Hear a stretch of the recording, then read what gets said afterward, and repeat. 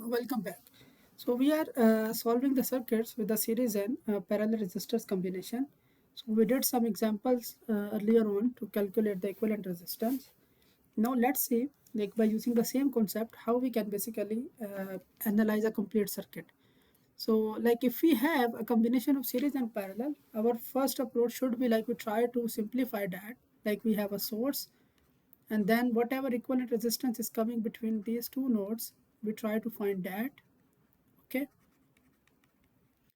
and with that source information we can find the voltage and currents, and then basically we use the backtracking, okay, to get the other desired voltage and currents throughout the circuits. So we will follow the same approach, okay, for the analysis of the circuits.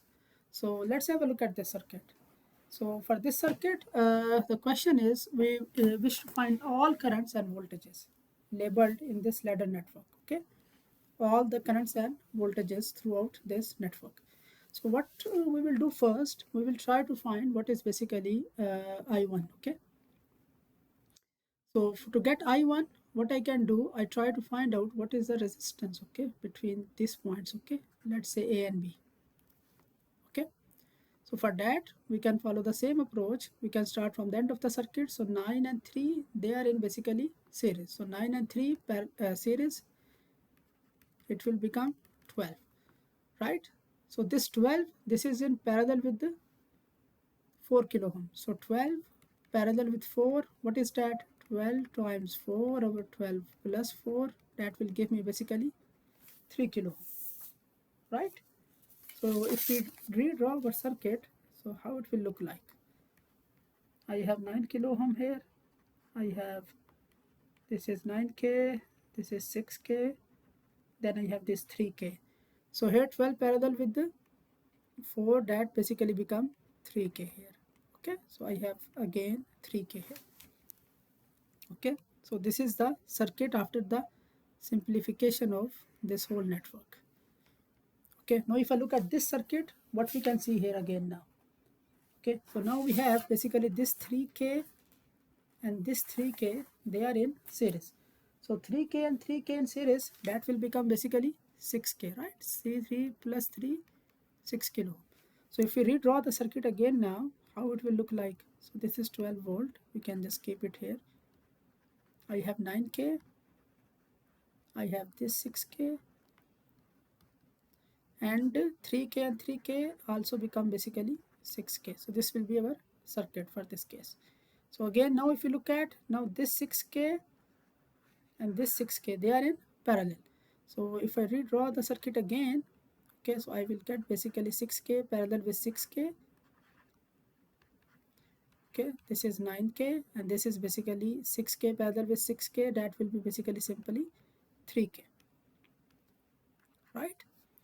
So like if we have a same resistance, okay, 6k and 6k, okay, so if we apply the rule 6 times 6 over 6 plus 6, so that will give me basically just 3k.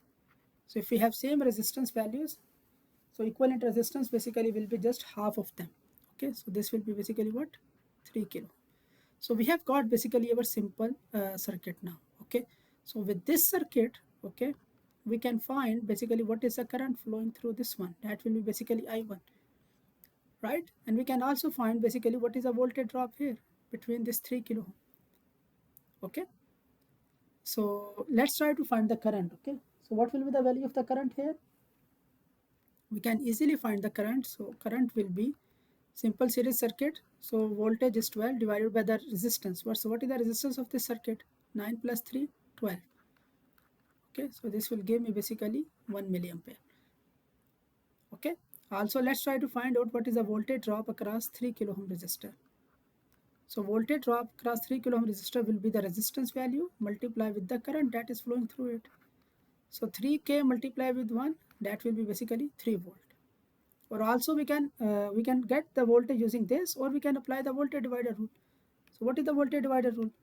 Like this resistor divided by the total resistance of the circuit multiply with the input voltage or supply voltage. So this will also give me 3 volt. So we can get the voltage drop across 3 kilo ohm using this method or using this method. Our answer will remain same. Okay. So basically I have found the value of I1. Okay, and I also found the value of 3 voltage drop across 3 kilo ohm. Now we can use basically our redrawn circuits to do the backtracking. This is called backtracking, that we try to find the previous ones. So the voltage drop here across this 3 kilo ohm is basically how much? 3 volt, right? Okay. So if you look at the previous circuit, so basically this 3 kilo ohm comes because of the parallel combination of this 6 kilo ohm, right? And where was this 6 kilo ohm? This was here basically, right? So we can say that basically, okay, this these two 6 kilo ohm combinations, they will also have the same voltage drop, right? Because they are in parallel. So I will have 3 volt here, and also I will have 3 volt here. Or in other words, I can say that basically VA is 3 volt, right? So we get our value of VA here. Now next, we can find basically, if you know the voltage drop, okay, between a resistor, we can find the current through it, right? So we can find the value of I2. So what will be the value of I2? So I2 will be this voltage drop, which is basically 3K divided by the resistor, right? What is the value of resistor? 6K. So 3 divided by 6, that is basically 1 over 2. Okay, so 3 volt. Okay, so 1 over 2 means 0.5 milliampere. Okay, so we get the value of I2. Okay, that comes out to be basically 0.5 milliampere. Okay, so what was the value of I1? I1 was 1 milliampere. Okay, so basically current flowing here. Okay, okay, this value comes out to be 1 milliampere. Okay, this one, and the current going through this one, this comes out to be 0.5 milliampere.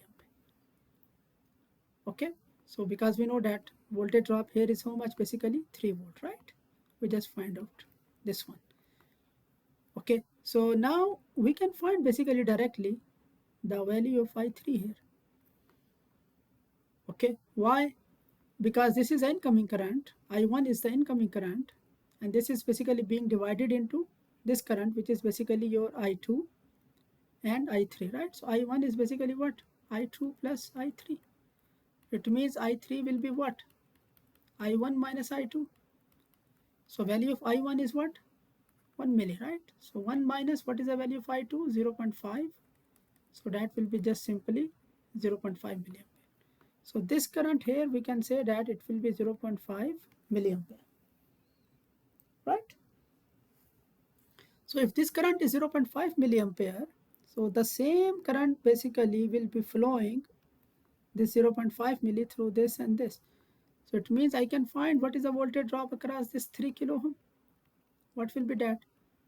Resistor multiplied with the current. So 3 times 0.5, that will be basically what? 1.5.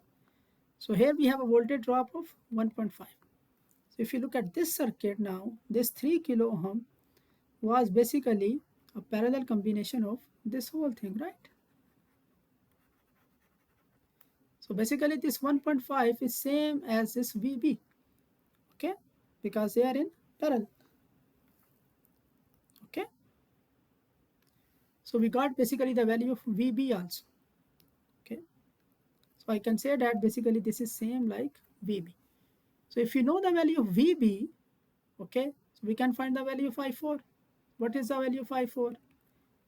Voltage divided by the resistance value, right? So 1.5 divided by the 4, okay, so that comes out to be 0.375 milliampere. Okay, so if you know the value of I4, you know what the value of I3, we can find I5. So what will be I5? I5 is simply, okay, incoming current is I3, and that is divided into I4, right? So I3 minus I4. So what was I3? I3 was 0.5. What is I4? 0.375. 0.375, okay, this one. So 0.5 minus 0.375, that basically will give me 0.125 milliampere. Okay, so we get the value of I5. So what is left? The voltage drop across VC. So what will be the VC? If you know this current, this is the same current flowing through this one. So 3K multiply with the current. What is the current? 0.125, right? So 3 times 0.125, that will equal to basically 0.375 volt. Okay, so this way we can basically find out all the voltages and currents of this circuit. I use the KCLs to find the currents and voltages. I can use simply voltage divider here also to find like the voltages here also. Because like 3 volt is same, 3 volt will be the same like 6K and this through 6K.